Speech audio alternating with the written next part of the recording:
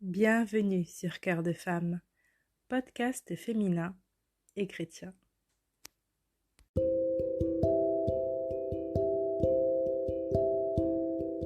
Encore une fois, bienvenue sur Cœur de Femme. Je suis Anna et je suis ravie de vous retrouver pour un nouvel épisode. L'épisode que je vais vous partager aujourd'hui parle du temps, de ce que nous faisons de notre temps et plus précisément de ce qui nous vole notre temps. Je vous souhaite une bonne écoute.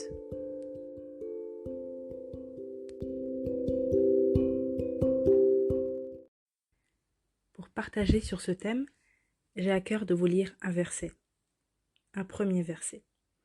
Ecclésiaste 3, à partir du verset 1. Il y a un moment pour tout et un temps pour toute activité sous le ciel. Un temps pour naître et un temps pour mourir. Un temps pour planter et un temps pour arracher ce qui a été planté. Également, Jean 10, verset 10. Le voleur ne vient que pour dérober, égorger et détruire. Mais moi, je suis venu afin que les brebis aient la vie et qu'elle ait en abondance. Aujourd'hui, nous allons donc parler des voleurs de temps. Je vous souhaite une très bonne écoute. Lors de notre naissance, nous arrivons sur Terre avec deux précieux cadeaux qui nous viennent directement de Dieu. Le souffle de vie et le temps.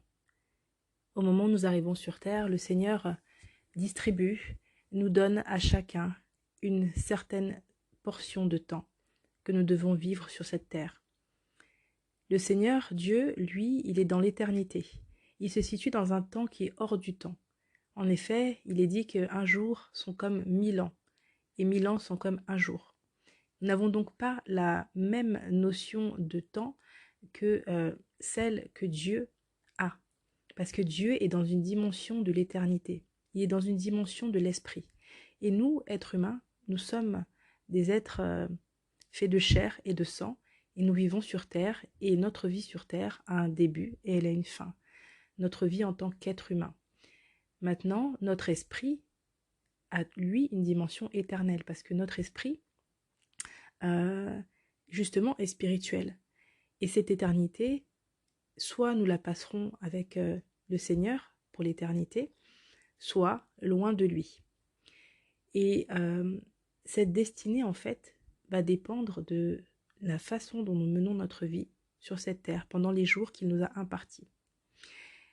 Et c'est important d'avoir conscience de ça, d'avoir conscience que quel que soit l'âge que nous avons, que nous ayons 20 ans, 30 ans, 40 ans, 60 ans, 70 ans, nous avons une certitude, c'est qu'à un moment donné, la vie que nous avons va prendre fin. Et dans notre société moderne, en fait, on a tendance à oublier cette évidence. Nous l'avons vu pendant la période du Covid où effectivement il y a eu une vague de décès, une vague importante de décès. Et en fait, quelque part nous étions choqués parce que dans nos sociétés modernes, en fait, la mort est devenue tabou. On ne voit plus en fait la mort en face et de ce fait, on oublie qu'elle existe. Et quand on est jeune, on pense qu'effectivement, on sera éternellement jeune et qu'on vivra éternellement. Même si on ne le formalise pas de cette façon, quelque part, de façon inconsciente, on ne réalise pas qu'en fait, les jours passent, les années passent et on ne reviendra pas en arrière. Une fois qu'on a eu 20 ans, on a eu 20 ans, on ne reviendra plus en arrière. Et la prochaine dizaine d'années, ça sera la trentaine, et ainsi de suite, la quarantaine, la cinquantaine, et on va vers, quelque part, on va vers un âge à chaque fois plus avancé. Ce thème, c'est vrai qu'il peut sembler un petit peu déroutant parce qu'effectivement, il y a plus joyeux, mais au contraire, je pense que c'est très important d'en parler parce que quand on a conscience en fait qu'on vient sur Terre et qu'on a une portion de temps sur cette Terre et qu'à la fin, ça va s'arrêter forcément, eh bien, je pense que quand on vit avec cette conscience-là et qu'on vit sainement avec ça, eh bien, on a une façon de gérer notre temps, de gérer ce qu'on fait de notre temps de manière beaucoup plus sage et beaucoup plus constructive. Mais le problème, c'est que l'ennemi sait en fait, effectivement, que le temps est précieux. Il le sait. Et c'est pourquoi il va faire en sorte que notre temps nous soit volé. Il va faire en sorte de mettre en place un certain nombre de stratégies, un certain nombre de choses autour de nous pour nous voler notre temps, pour que nous ne fassions pas de notre temps ce que Dieu avait prévu que nous fassions. Parce que ce soit vous, que ce soit moi, autant que nous sommes arrivés sur Terre pour un but. Nous avons été créés pour un but et nous avons tous et toutes une mission à mener sur cette Terre. Et une fois que cette mission est accomplie, eh bien en fait on repart vers le Père. Le problème c'est que si on n'a pas conscience de ça, eh bien on va passer notre temps dans des futilités, dans des distractions, dans des combats inutiles, dans des discussions vaines. Et pendant ce temps-là, le temps va passer. Le temps va passer et un beau jour, on se réveille à la moitié, aux trois quarts ou plus même de notre vie et on réalise qu'en fait, on n'a rien fait ou on a mal géré notre temps ou on n'a pas focalisé sur l'essentiel.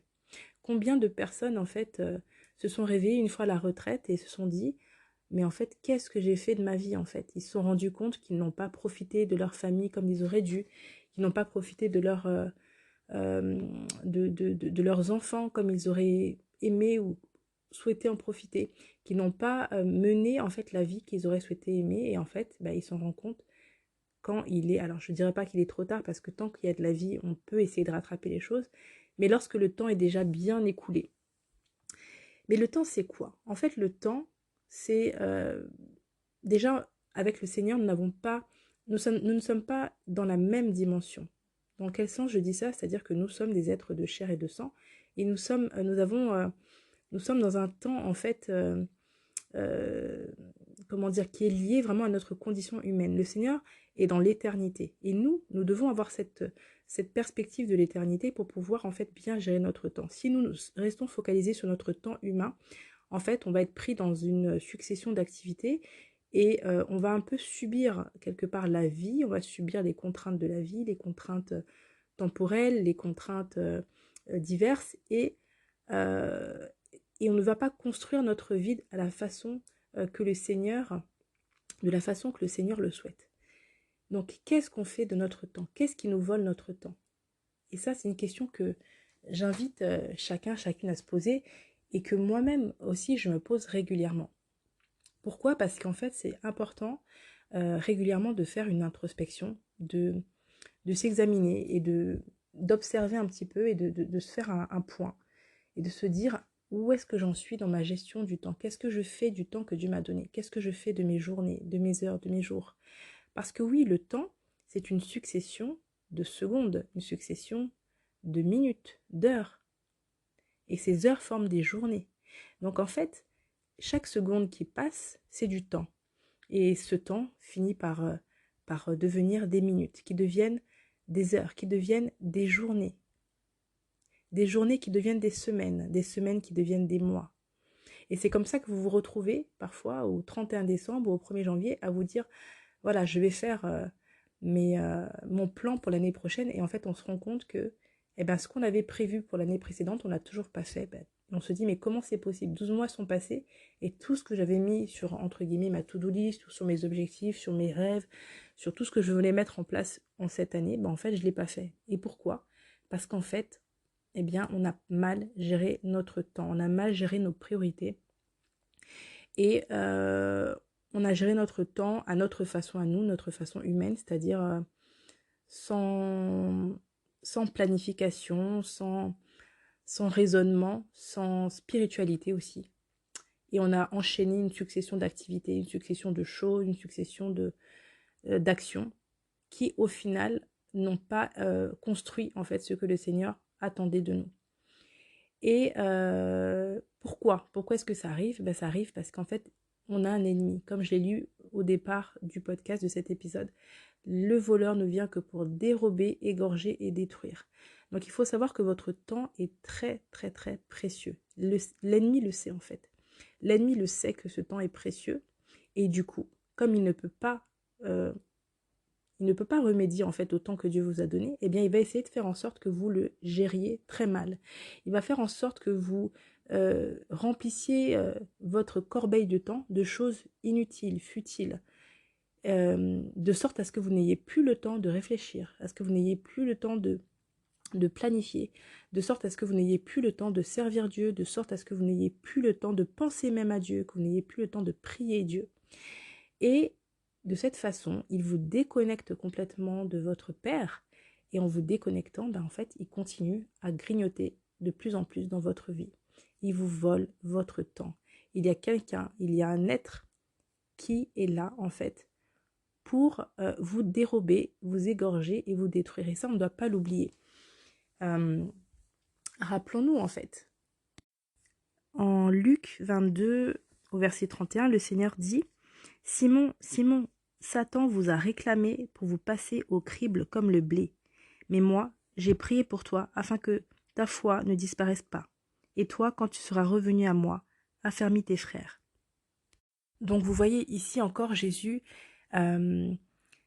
rappelle à Simon, donc Simon-Pierre, qu'en fait Satan l'a réclamé, il les a réclamés pour les cribler comme du froment, comme du blé en fait, pour les broyer, pour les détruire en fait. Et c'est quelque chose parfois dans notre époque moderne qu'on oublie.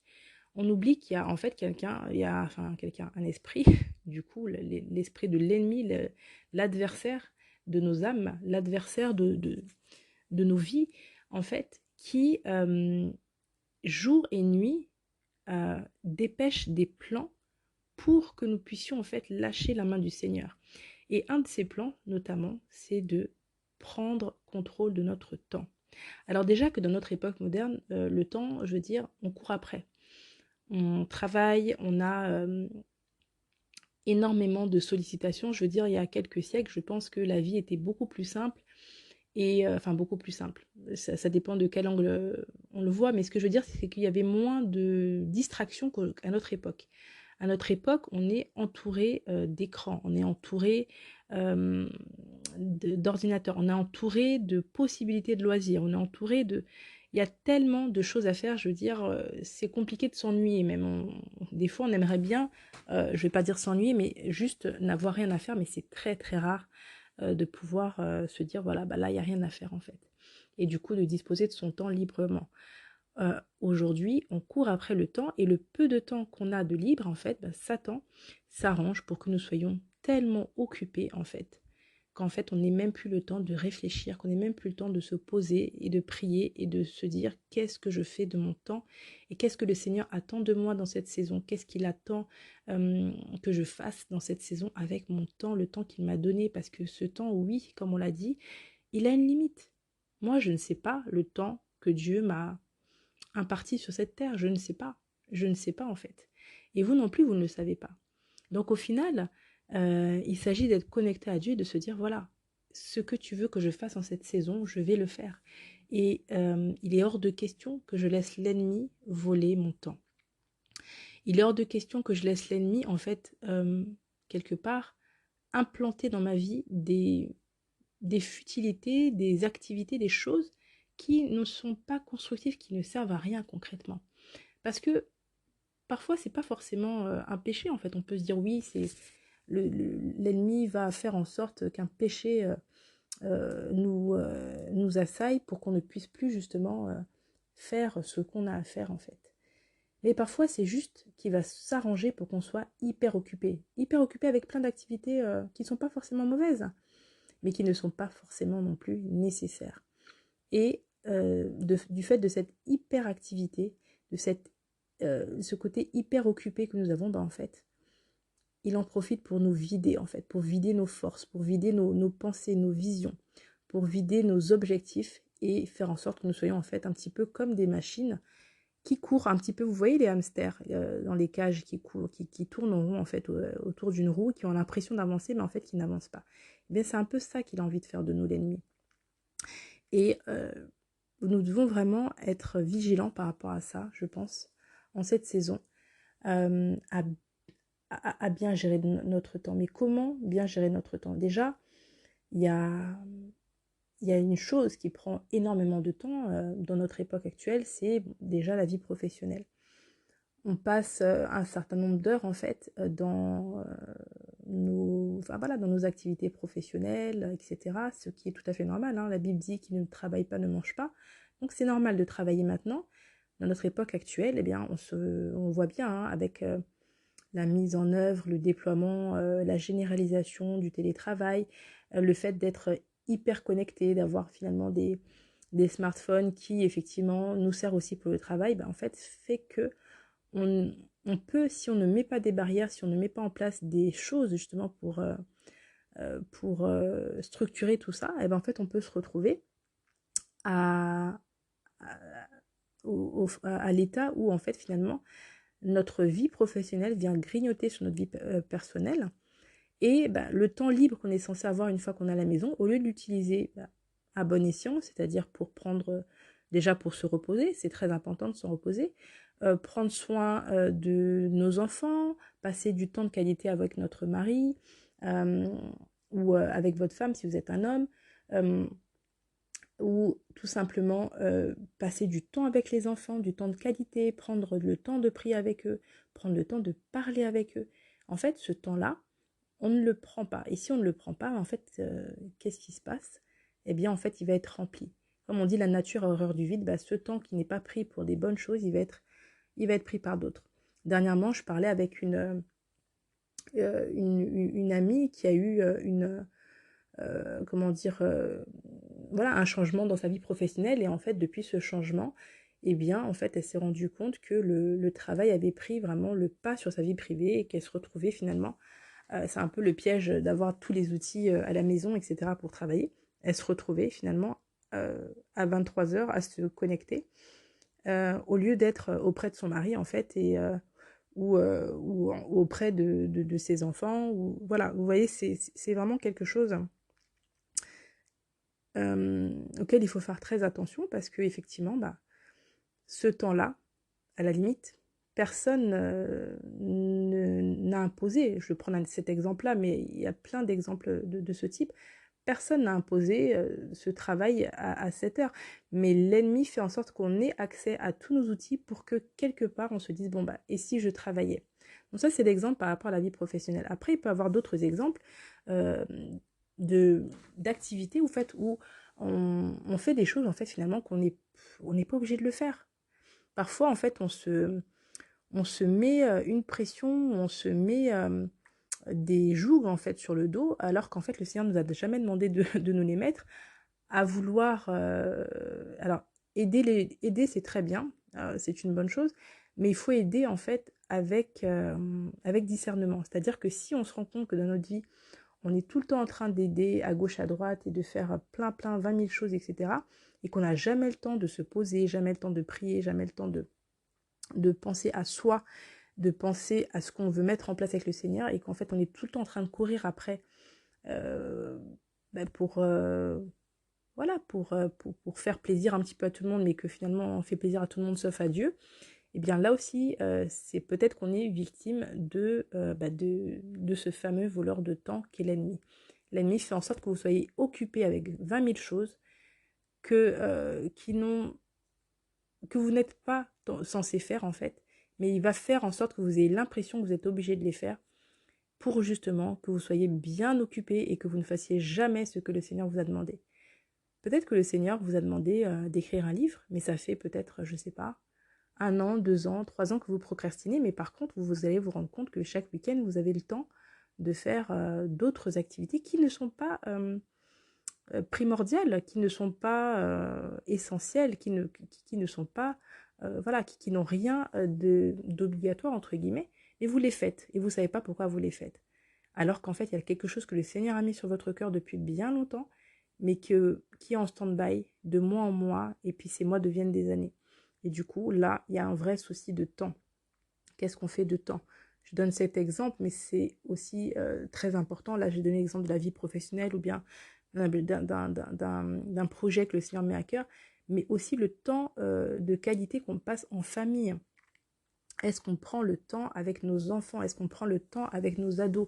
Est-ce qu'on prend le temps de leur parler? Est-ce qu'on prend le temps de s'asseoir avec eux et puis juste de leur demander comment ça va? Vous savez, pas leur poser des questions fermées, ça va, ça s'est bien passé. Là, forcément, les enfants vont vous dire oui, mais leur poser des questions ouvertes pour leur montrer que on est disponible, on est disposé, on veut prendre ce temps, on veut prendre cette heure, ces 30 minutes-là pour parler, pour échanger avec eux, qu'on est intéressé par ce qui leur arrive, et voilà. Et ça, ce temps-là, en tant que mère, en tant que parent, il faut le prendre, parce que si vous ne le prenez pas, qui le prendra en fait ce temps?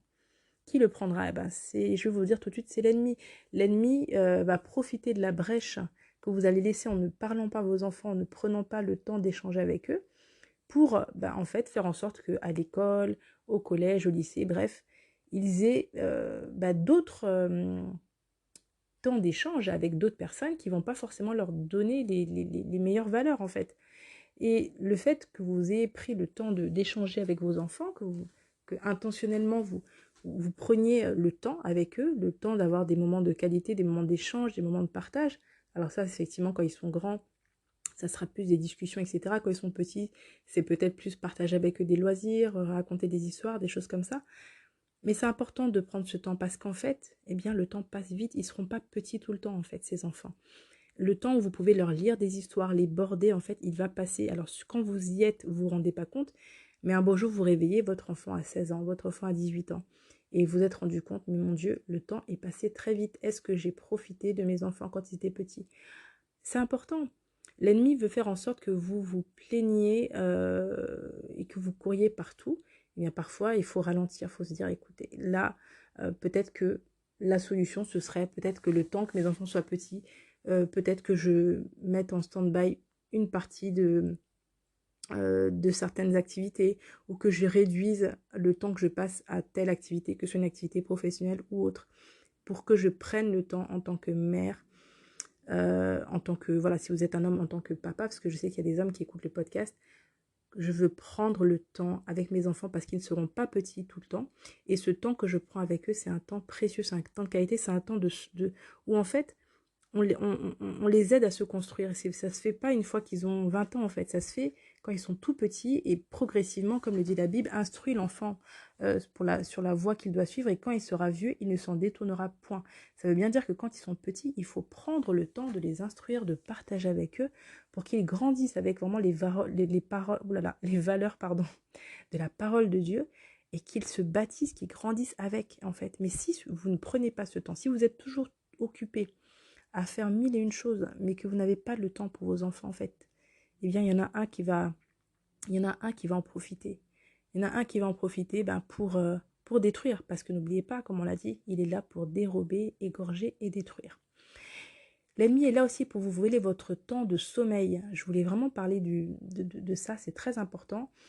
Dans une époque où les gens n'arrivent plus à dormir, pourtant les gens sont fatigués, hein, avec tout ce qu'ils ont à faire, le tourbillon de la vie, la rapidité de la vie en ce moment, mais les gens font des insomnies, tout simplement parce qu'ils sont stressés, parce qu'ils sont hyper connectés, les écrans, etc. En fait, il y a trop, on est trop sollicité dans notre époque, en fait.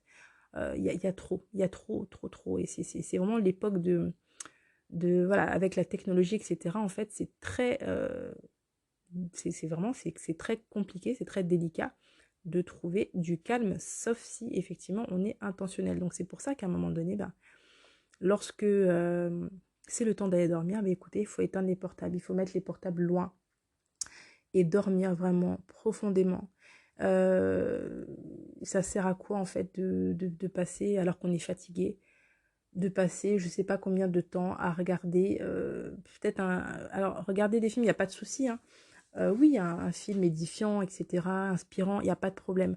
Mais ce que je veux dire, c'est que si tous les soirs, vous vous amusez en fait à, à regarder des films, des séries, etc., du coup, vous vous retrouvez à dormir très peu. Or, le corps humain est prévu pour se régénérer. Le corps humain a besoin d'un certain nombre d'heures de sommeil. Alors, selon les personnes, c'est pas la même chose. Certains seront très très en forme au bout de 6 heures, d'autres auront besoin de 8 heures, d'autres de 10 heures, peu importe. Ce qui est important, c'est que vous connaissiez votre propre rythme et que vous sachiez que à telle heure, en fait, voilà, vous avez besoin d'aller dormir parce que en fait, vous avez besoin de votre énergie pour mener votre journée du lendemain. Alors, certaines personnes seront beaucoup plus en forme tard le soir. Ce sera le moment où vous allez prier, où vous allez ranger des choses chez vous, etc. D'autres seront au contraire très en forme le matin. En fait, l'essentiel, c'est de se connaître et de respecter en fait la façon dont vous êtes fait. Voilà, moi, à titre d'exemple, je suis une personne plutôt matinale. Je suis très, très en forme le matin, mais il me faut mon quota de sommeil. Donc, du coup, j'essaye, en tout cas, de respecter ce temps de sommeil. Ça peut arriver que des fois, la vie fait que on aura dormi un peu moins. Mais dans l'absolu, j'essaye de garder cette hygiène de vie parce que je sais que ça impactera ma journée du lendemain. Et ma journée du lendemain, en fait, elle a un impact sur ma vie. Et si je suis en forme, si j'ai bien géré mon temps de sommeil, etc., le lendemain, ma journée sera fructueuse et je pourrai faire des choses. Si j'ai mal géré mon temps, c'est-à-dire que tout simplement, au lieu d'aller simplement prier, méditer la parole et dormir, j'ai préféré regarder ou aller sur les réseaux, etc.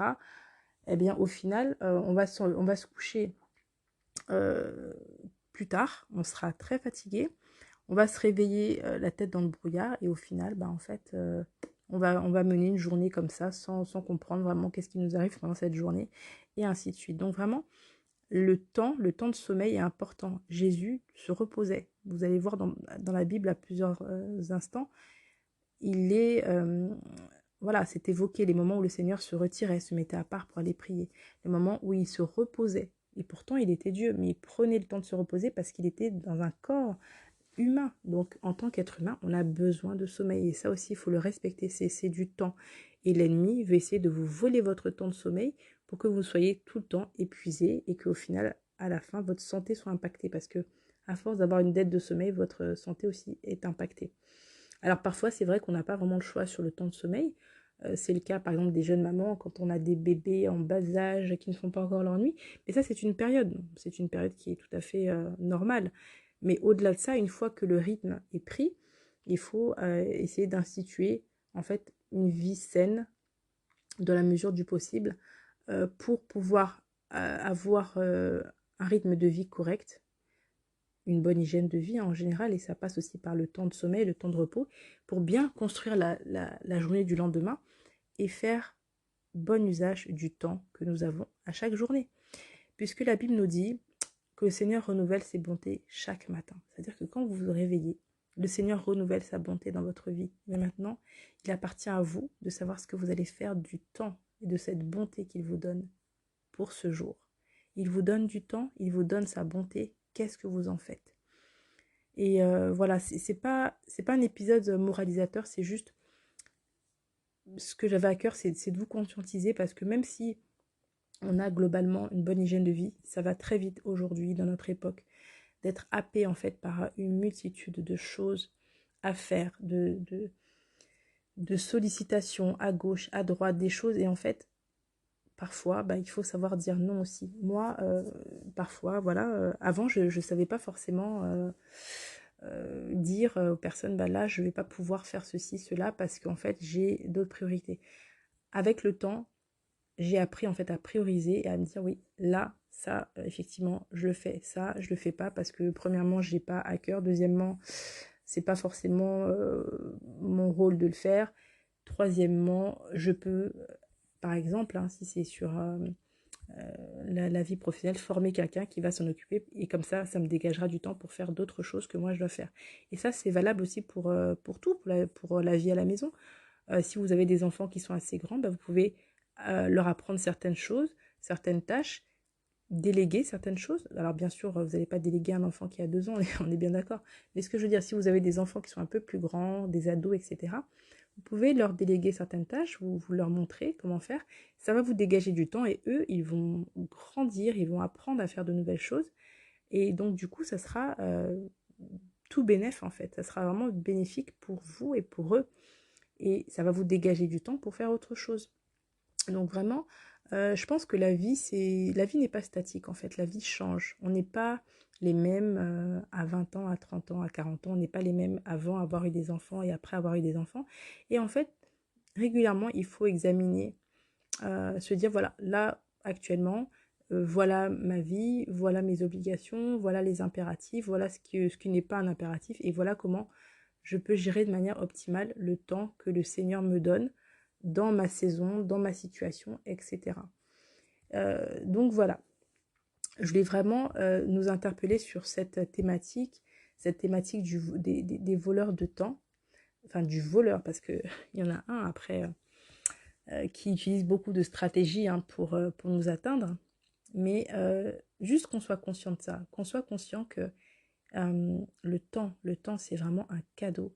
Le temps, c'est précieux. Et le temps, il ne faut pas en faire n'importe quoi. Et les minutes qu'on passe, il faut très très bien les gérer. Qu'est-ce qu'on fait de notre temps, finalement? Quand on est au téléphone avec une amie, qu'est-ce qu'on fait? Est-ce qu'on passe 1 heure à critiquer quelqu'un d'autre, à raconter des vieilles histoires qui sont passées il y a X temps? Est-ce qu'on passe du temps à blablater Enfin, je veux dire, c'est pas que c'est mauvais hein, de parler, on peut parler. Mais si on se rend compte qu'on passe des heures et des heures et des heures avec une ou plusieurs personnes à parler de choses finalement qui ne sont pas constructives et au contraire, eh bien à un moment donné, il faut prendre la décision de se dire, bon ben voilà, je ne prendrai plus 1 heure de mon temps pour des discussions vaines ou des discussions folles. Le temps c'est précieux, le temps qu'on met dans ces choses, en fait, c'est de l'énergie, et cette énergie, en fait, on en a besoin. On a besoin de notre force, de notre vitalité, en fait, pour faire de vraies choses, des choses constructives. La vie a plein de défis, et c'est important de garder notre force pour les choses importantes, essentielles, que le Seigneur nous met à cœur, les choses vraiment qui sont de notre responsabilité. Et le reste, il faut apprendre à faire un tri dans nos activités, à faire un tri dans nos priorités, dans notre temps. Et, et voilà, donc je continuerai à faire, comment dire, un épisode en fait. Enfin, je vous proposerai ultérieurement plutôt un épisode vraiment sur la gestion du temps. Je pense que c'est très intéressant. Et en tout cas, si vous avez à cœur, en tout cas, de pouvoir écouter un épisode vraiment spécifique sur la gestion du temps, n'hésitez pas à m'en faire part. Je pourrais organiser l'enregistrement de ce podcast. Et voilà, en tout cas, ce que je voulais vous dire, c'est que voilà, ce n'est pas mon intention ici n'est pas d'être moralisatrice, mais c'est plus en fait que vous soyez conscient davantage du temps qui passe, du fait que voilà, le temps qui est passé ne reviendra pas, et que du coup, il faut dès aujourd'hui décider de ce qu'on va faire demain, de notre temps, du temps qu'on passe avec nos proches, du temps qu'on passe au travail, etc. Comment faire pour bien le gérer, pour le gérer de manière optimale.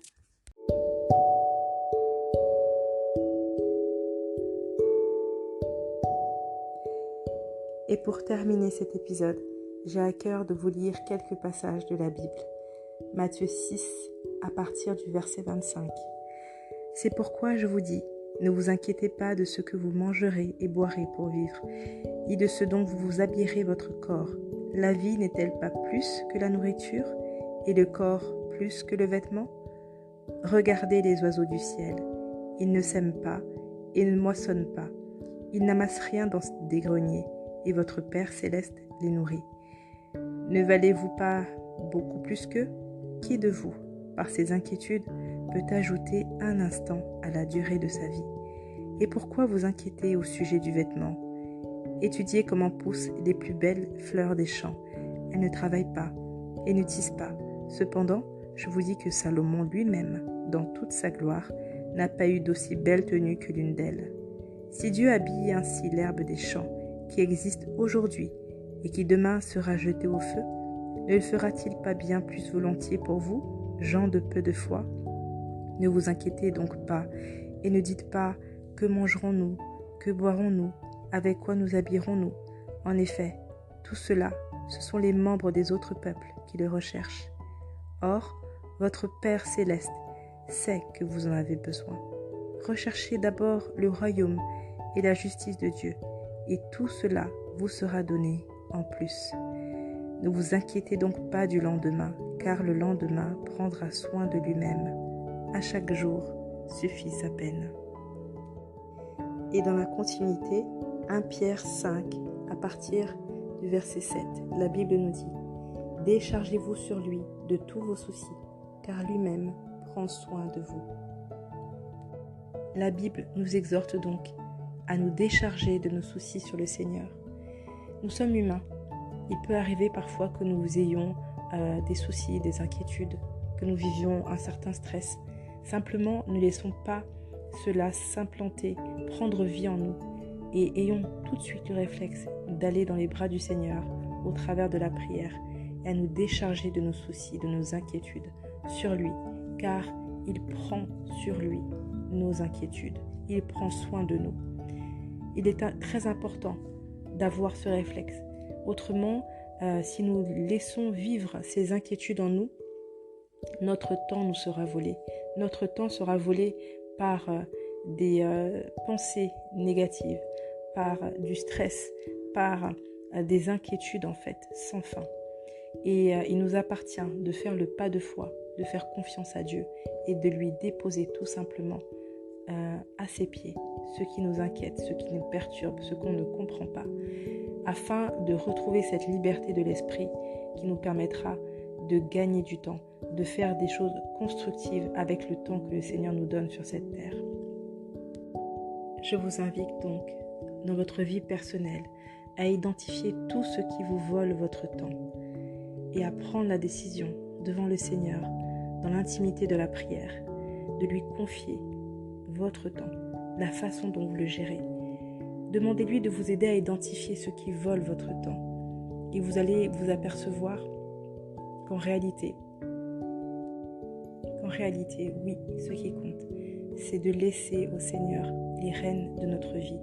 Parce qu'en réalité, il est le maître du temps. Et de ce fait, c'est lui qui sera à même de nous montrer là où nous utilisons un temps de manière inutile et là où, au contraire, nous devons consacrer plus de temps. C'est lui qui va nous donner la sagesse de mieux gérer nos journées, nos jours, nos heures, de mieux gérer notre temps, nos activités. Et nous avons tellement besoin du Seigneur pour faire ces choix au quotidien, ces choix qui ont un impact très très important sur nos vies.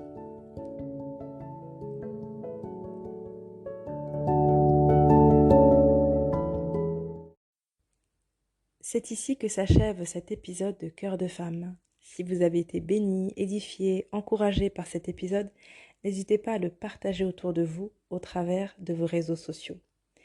Vous pouvez également vous abonner à la page Instagram Cœur de femme podcast afin d'être informé de la sortie des prochains épisodes. De plus, vous trouverez en barre d'infos un lien Linktree vers les différentes plateformes de diffusion du podcast Cœur de femme. Vous pourrez choisir la plateforme de diffusion qui vous convient le mieux.